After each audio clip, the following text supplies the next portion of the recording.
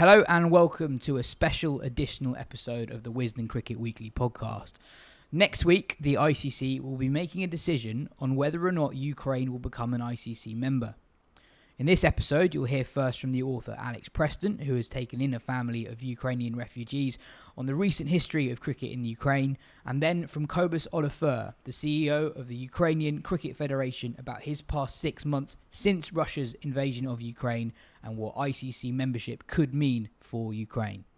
First, you'll hear my conversation with Alex, and then my chat with Cobus.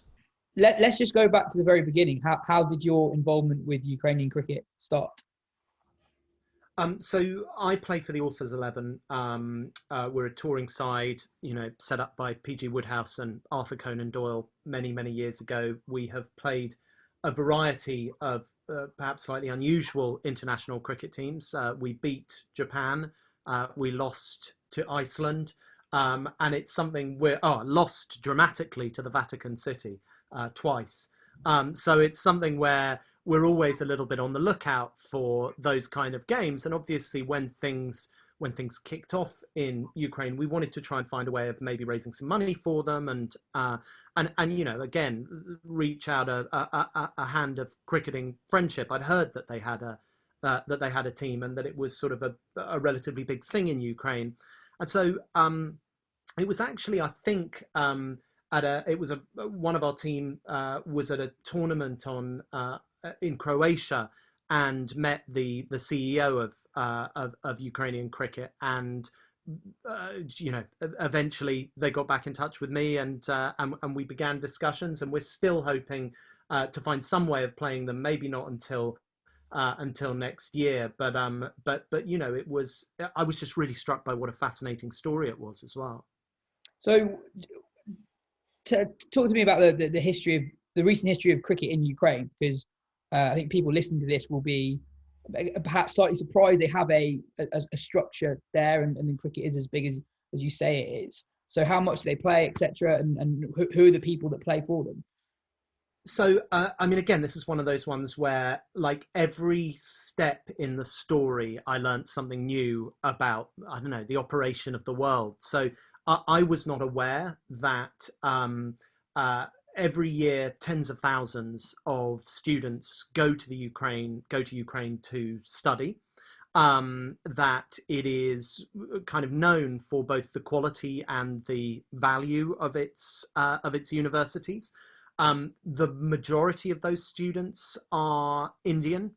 And obviously any place you get congregations of large numbers of Indians, you get enthusiasm for cricket. And so really this is a reflection of one of the ways in which Ukraine tried to build its economy both pre the end of the Soviet era, but particularly in those difficult days in the 90s and noughties, when it had this thriving agricultural sector, but it didn't really have any, what one might think of as sort of value add industries. And education was an obvious one. It had the kind of Russian infrastructure. It was well known for the teaching of medicine in particular. And students from India could get a degree in medicine that would be recognized by hospitals back home for about a quarter of the price that they would pay to attend university in India. And so you got companies set up, and in fact the president of Ukraine Cricket is a guy called Hardeep Singh, who set up one of these organizations that basically they ferried people from Indian cities to places like Kharkiv, like Kiev, like Odessa, and basically took them through the educational process there. Now, what happened was that a lot of the Indian students, relatively hard up and didn't want to cover the cost of returning home for the long summer vacation. And so they stayed where they were. They found labouring jobs, agricultural jobs, but at the weekends, the way it's been described to me is that every weekend was just a festival of cricket. And it was it was they would take over football stadia, they would take over, literally make pitches from scratch, laying the concrete for a artificial wicket, etc., etc. And there would be stands at the side selling Indian food, and of course you have something like that happening, and it begins to interest locals, and people were drawn in, and they were like, what is this game? Why is everyone so excited about it? And what an amazing thing to be going on, around the borders of our towns. We've never seen this before. And so you got a lot of people drawn in that way. You then had two other things happen. The first was that there was a pastor in a town called Kakharlik, which is again sort of in the middle of the country, and his name was Wayne Zizek, and so Wayne was brought up in Australia, but is of Ukrainian heritage. Came back to Ukraine to minister, and he thought that one way of engaging with his congregation might be to teach some of the youngsters to play cricket. And he did that, and they embraced it and loved it. And he had maybe you'd call him like a sacristan, or one of the sort of people helping out at the church, who was a Ukrainian who had lived there all his life, called Yuri Zagruski. And Yuri had never picked up a bat before, but very swiftly became an incredibly good cricketer. And the amazing thing is that, if I think about playing in, so we play the Greek national side, for instance, we play in a lot of, again, we played the Vatican City. And if you play those teams, then really pretty much 100% of their teams are from the Indian subcontinent. So, I remember the Vatican City, it was all kind of wiry 19-year-old sort of Sri Lankan and Indian and Pakistani novitiate priests, and they wiped the floor with us, obviously, because they were amazing. The thing about Ukraine is, absolutely, it started from the Indian subcontinent, but I think that it was embraced in a way that was unusual and really kind of fervent by Ukrainians. And so Wayne opens the batting and is the captain of the Ukrainian national side. Yuri bats number 5. There are two other sort of ethnic Ukrainians in the team. The rest are made up of people who came there to study and then got just drawn into the culture and the incredible growth of the cricketing culture. And then the final part of the jigsaw is this guy, Koibus Olivia, who is a South African who's worked with the Kenyan national side, who's worked in the Middle East training, and came to Kiev and just started teaching it in schools. And again, there's just something really striking about how swiftly it was accepted and embraced. And I think it's a really powerful story of the way that cricket represents a way of life and a way of thinking about the world. And it is, I think it's not too much to say that it is un-Russian, so on the 26th and 27th of this month of July, the ICC are meeting in Birmingham and it is, we are hoping that they will ratify Ukraine cricket's associate membership. Russia has had its membership suspended some time, I think maybe last year, because Russia fails to recognize cricket as a sport. It doesn't receive any funding in Russia because it's viewed as a hobby. It is officially a hobby in Russia. And it really strikes me that Ukraine has seen in cricket a way of allying itself with, not only a world of the UK and India and Australia and South Africa, etc., a globalized world, but also specifically with a sport that is not Russian and that the Russians don't play, and that gives it an identity that is powerfully other than its kind of Soviet heritage. Mm. And have you spoken to anyone from Ukrainian cricket since the start of the war? Yeah, so Koibus has left Ukraine and is currently in Croatia and is training. Because one of the things that you think about when something like this happens is the pathway that young sports people are on, and how important it is. I mean, Ukrainian women's cricket is really developing, and it's building out youth sides and all of that stuff that is much more kind of developmental, risks becoming risks falling by the wayside because of the war. And so Koibus has basically placed himself near 7,000 young and developing Ukrainian cricketers and is training them while they're in refugee status. And so, his view is that they need to find a way of continuing the progression of particularly the kind of elite arm of Ukrainian cricket. Wayne is working in Kakalik still. He is involved in a number of humanitarian projects out there, trying to get aid to towns that are besieged, trying to help his own congregation. Yuri is, I think, more directly kind of front line. I mean, I think he's helping Wayne, but I think so. Yuri's delivery van that he was driving was hit by a shell.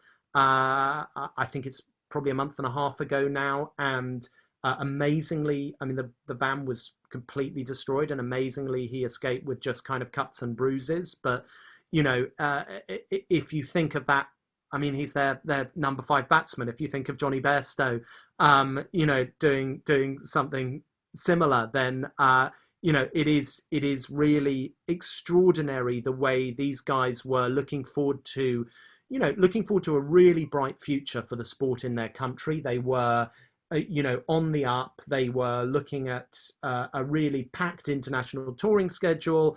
I mean, I know we occasionally see posts of the Mediterranean League on Twitter, which make some of the fielding look a bit questionable, but actually, it's an amazing stepping stone. And I think it really, I think it's not something we should be snobby about. And I think that it's something, certainly being involved, I'm closely involved in Greek cricket, and it's a really important thing for them to have a next stage of their cricketing evolution.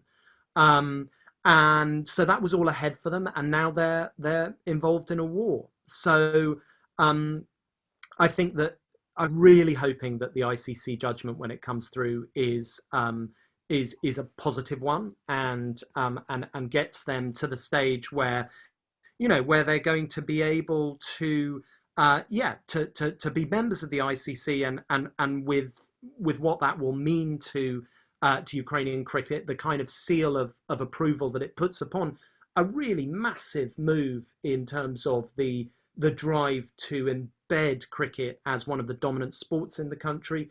And then I guess when the war ends, that this all comes back. But the thing I have really taken from this story is it's only really in the past kind of 10 years that cricket has been embraced by Ukrainians and played in schools, and just how swiftly it has become part of their identity. And so we have Ukrainian refugees living with us under the government Homes for Ukraine scheme, and I spoke to that. So there's a 10-year-old boy is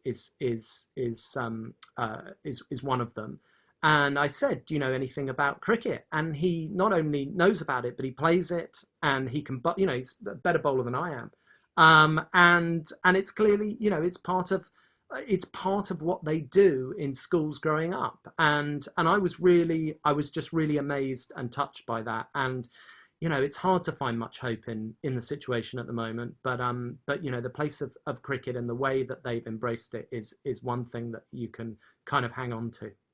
What would ICC associate status give to Ukrainian cricket? Why is that something that's important?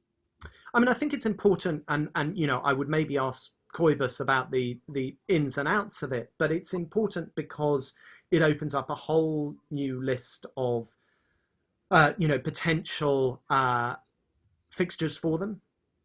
It gives them a place at the table as the game develops, and as things like the Mediterranean Cricket League, like the various triangular tournaments that are played between developmental sides like this ones who are who are on the path to full membership, because surely that all of us must hope that we end up with a much richer and more varied global cricketing landscape. I think it's also, I just feel it's a ratification of the unbelievable work that so many have put into making cricket important in Ukraine, and I think that shouldn't be underestimated.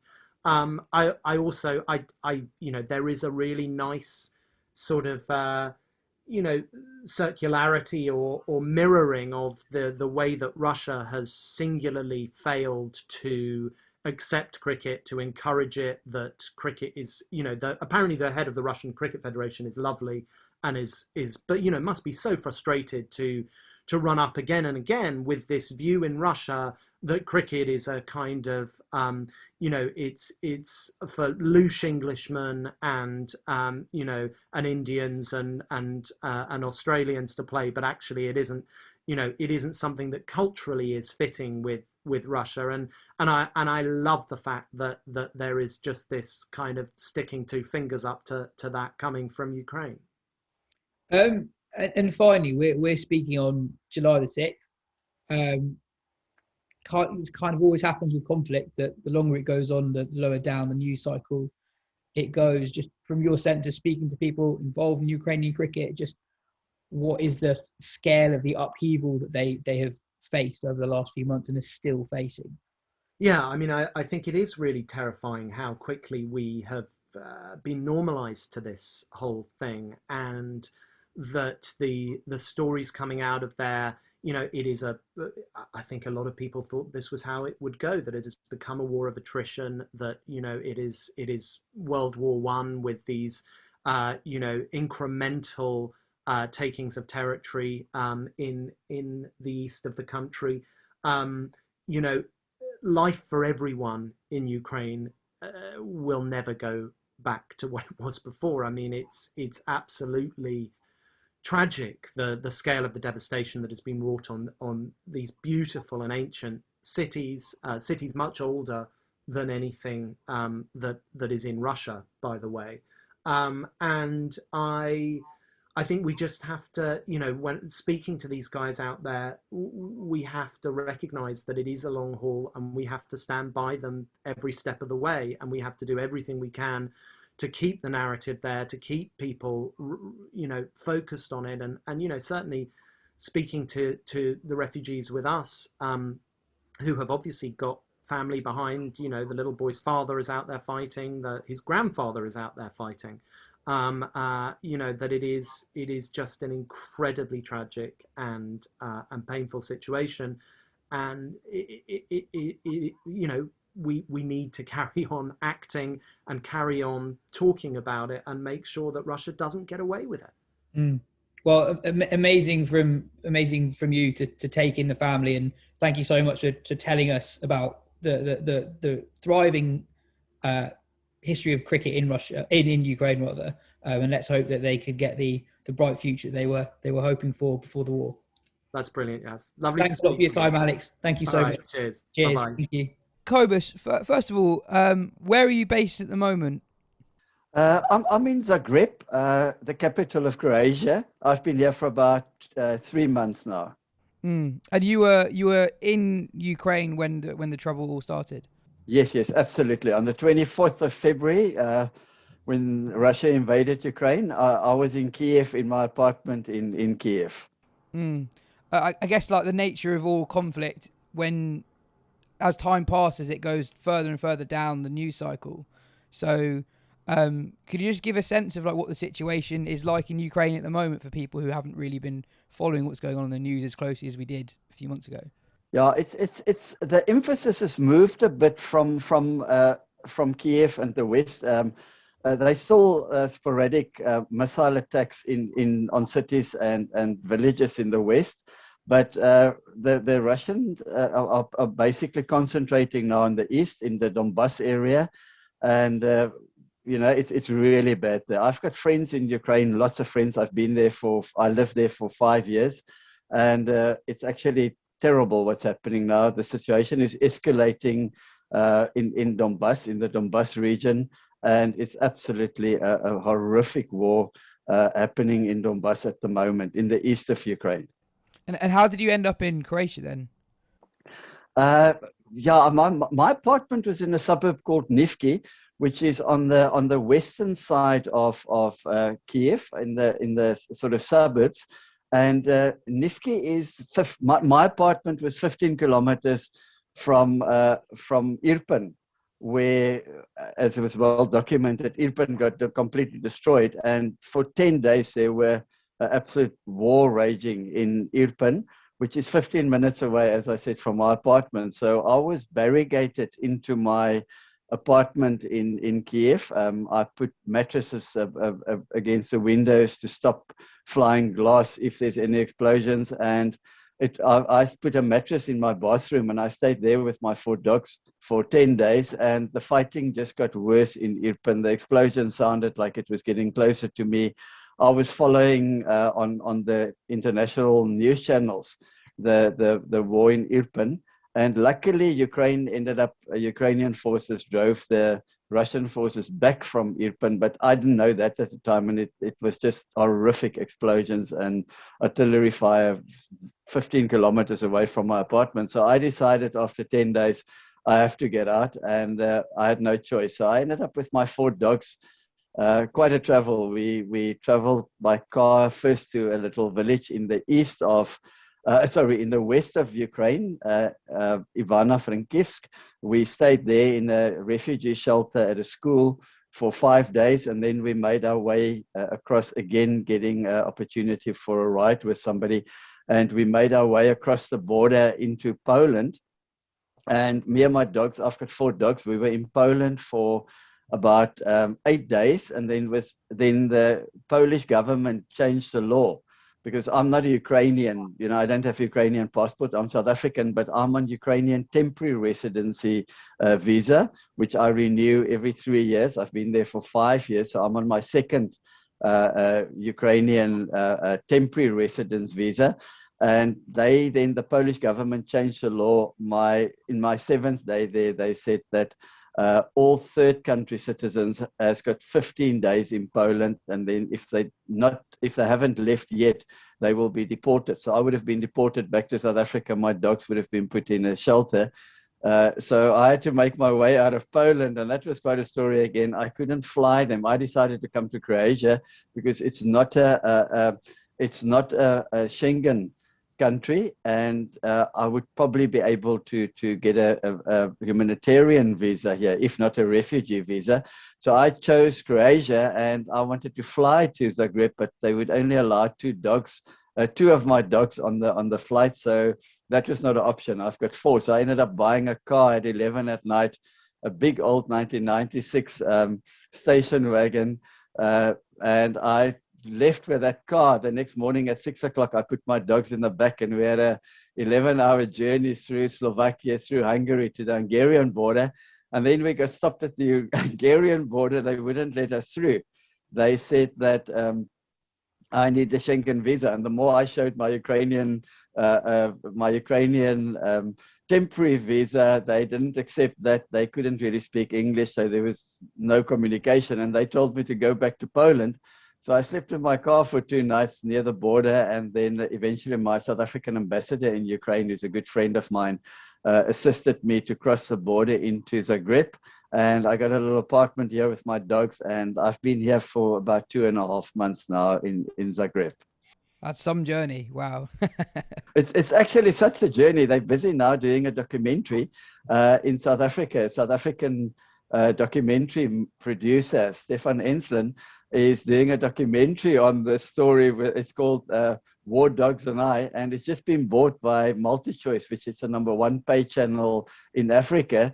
So the story is becoming quite famous, I must say. It was quite a journey. Yeah, absolutely. I'm not surprised that they want to make a documentary out of it.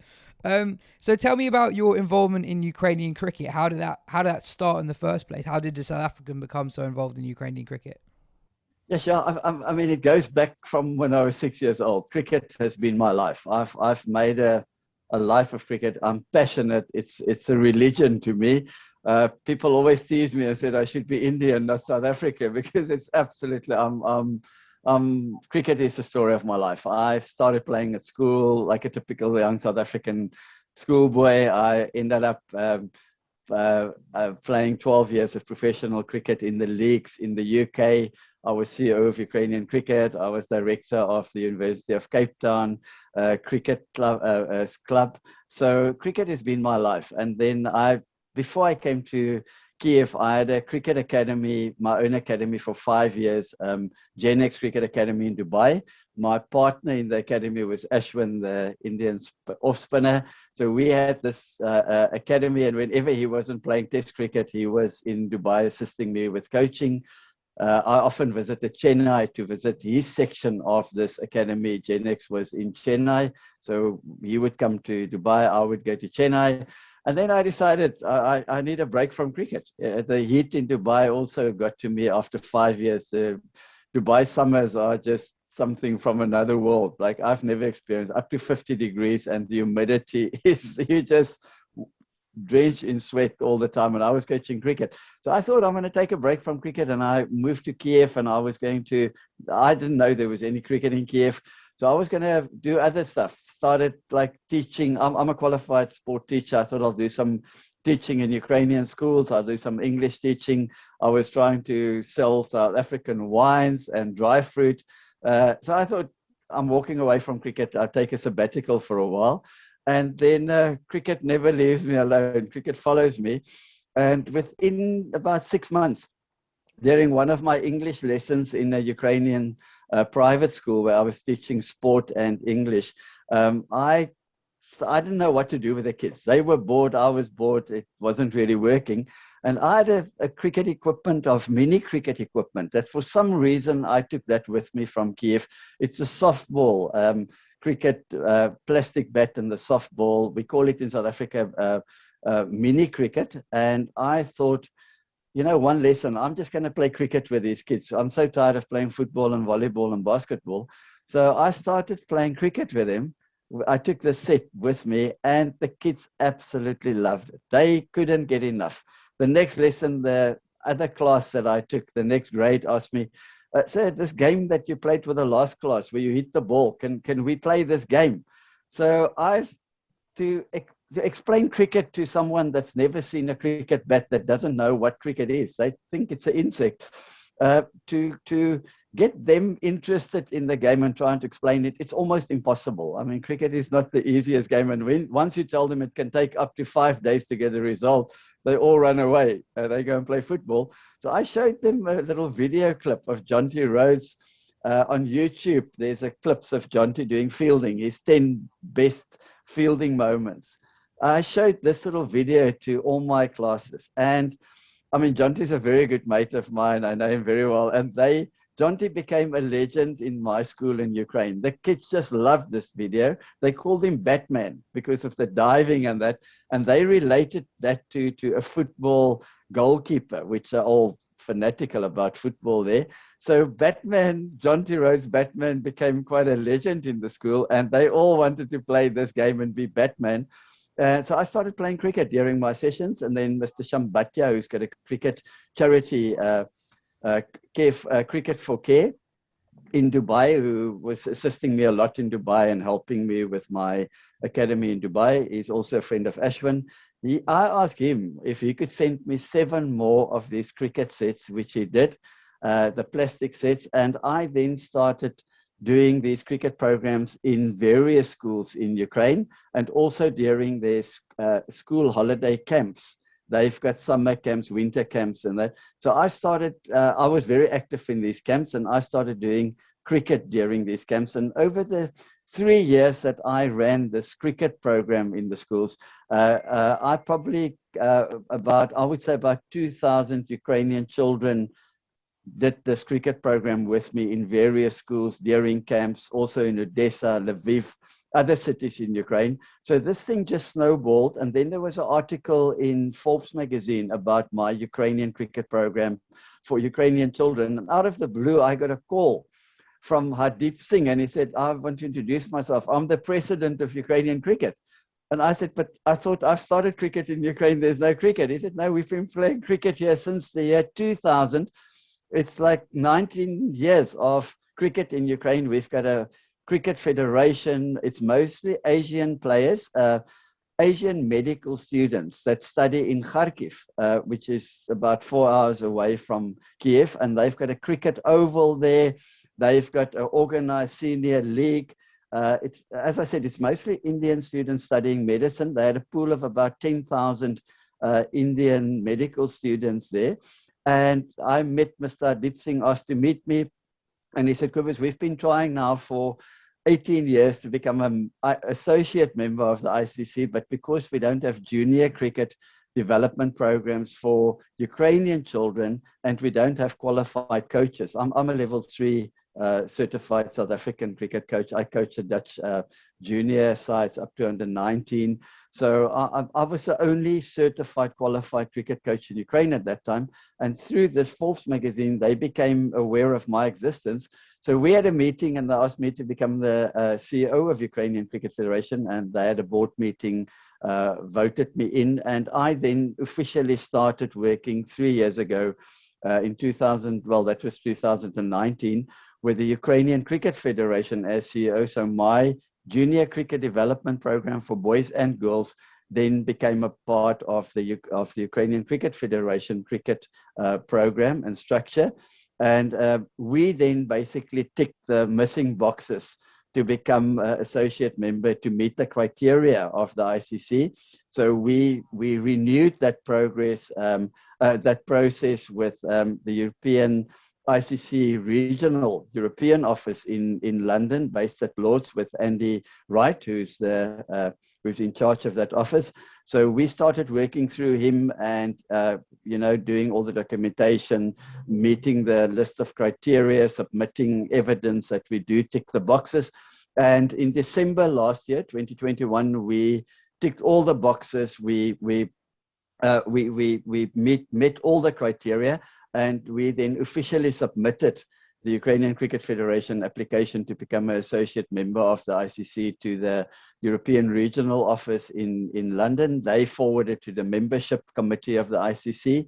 And in 11 days' time, I think, at the membership committee meeting of the ICC in Birmingham on the 25th and 26th of July. 25th is my birthday. It will be the biggest birthday present ever. We are very hopeful, and I would almost use the word expecting to get to become an official associate member of the ICC. And that will be something I've worked for tirelessly, the biggest achievement. Could you give a sense of what ICC membership would mean to Ukrainian cricket? What difference does it make? What does it allow Ukrainian cricket to be able to do? Well, it's basically, it's not just making a difference. It's a be all or end all. It's either Ukrainian cricket will absolutely grow and explode, to be very honest, or it will be effectively, if we do not get membership, it will be the end of cricket in Ukraine. It will be the end of 20 years of hard work, 20 years of leagues, playing cricket, growing the game in Ukraine. It will effectively all end on the 25th of July if Ukraine do not become an associate member. Mm. So what are the benefits that come with being an ICC member? First of all, funding. We had sponsors on board, but because of what's happening in Ukraine at the moment, the economy is gone. So companies that were sponsoring us is now either the companies don't exist anymore, or they can't even pay salaries to their staff. And it's getting worse. It's escalating now in Ukraine. Every day the economy is just going down. So we have absolutely no access to any money to support any of our programs, senior cricket, junior cricket, women's cricket. So that will open up funding for Ukraine and support from the ICC. It will also enable us to get government support from the Ukrainian Ministry of Sport to support our programs and to support Ukrainian cricket, which will then be officially a member of the governing body of cricket. And that's absolute, we have to be a official recognized sport, recognized by the governing body of that sport. So Ukraine will then, our cricket will then also get funding from the Ukrainian sports department. And we will get T20 status for our senior players, which will, it opens up a new world for them. It will motivate them. And if you look in the bigger context of, look beyond cricket at the moment, in Ukraine, it's just not normal cricket. It's a complete, we're in a state of war with Russia. So Ukraine at the moment need any victory for Ukraine. This will be seen as a victory for Ukraine. It will be in the bigger context. Ukraine, the people is united now like never before. The whole of Ukraine is united, fighting and winning this war, or trying to win this war. And this will be just unbelievable for the cricket players, but also for the people in Ukraine, that Ukraine has now, during this war, became a member of the ICC, which, cricket is the second biggest spectator sport in the world after football. So this will mean the absolute world for Ukraine at this stage. And Ukraine as a nation, and I'm not exaggerating, will need this kind of victory for Ukraine, like when recently a Ukrainian band won that Eurovision contest, and what that meant for Ukraine. And becoming a member of the ICC will be an incredible victory and a lift for Ukrainian morale at the moment. Is there any cricket? Is it possible for any cricket to be played in Ukraine at the moment? Do you know of any cricket still taking place? No, absolutely not. Absolutely not. Ukraine is a war zone. Kharkiv, where our main ground, where our senior competitions were played in Kiev as well, but mostly in Kharkiv. We've got a beautiful stadium there. As we're speaking here, Kharkiv is in the constant bombardment. More than half of the city is absolutely leveled. It's just bricks lying there. Kharkiv is at the moment as under heavy attack from Russian artillery. So there is not even a chance.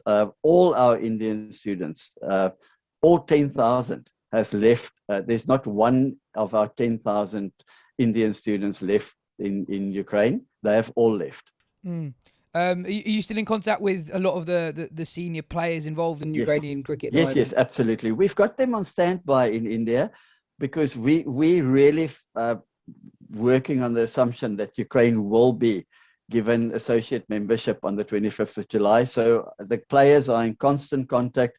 Most of our board members are in India, and they also in contact with these senior players. So if we get membership, we are ready to get the nucleus of our national team together in India, and train them and get to any potential ICC tournament that we could attend, that the team can fly from India. A little bit like the Afghanistan situation, where there won't be cricket in Kiev or in Ukraine for the foreseeable future, but the team will be based in India, like Pakistan at one stage played their matches in Dubai. It will be something similar. We'll play home senior cricket matches and tournaments. We will host it in India, and the team will they will train in India and fly from there to tournaments in Europe or Dubai or wherever. Well, that's all fascinating, and also, I guess, puts into perspective all the day-to-day struggles of life that we all face here. It's an amazing story, and I hope that you guys get the membership you deserve on the 26th of July. Yeah, thank you. I can just mention that's very interesting. Our junior cricket is well and alive. I'm here in Zagreb. I've got a group of about, at last count, it was 26 Ukrainian refugee children in Zagreb. There's 18,000 Ukrainian refugees now in Croatia, of which most of them are in Zagreb. It's a capital. And I've started about 2.5 months ago when I arrived here. I started a cricket program, a Ukrainian Cricket Federation program for the refugee children and their parents in a park here in Zagreb. And we train 3 times a week, 2 hours from 4 to 6 on a Tuesday, Thursday, and Saturday. We have these training sessions in the park, and all the kids and their mothers come. It's mostly mothers because the fathers cannot leave Ukraine. Men, they call it fighting age, 18 to 16, are not allowed to leave Ukraine. They get mostly called up into the military and go to war. So it's mostly the mothers with the children, and they all come to these sessions 3 times a week. And I run a cricket program, and we are planning a Ukrainian Freedom Cup tournament for these little kids. They're all between the ages of 4 and 12.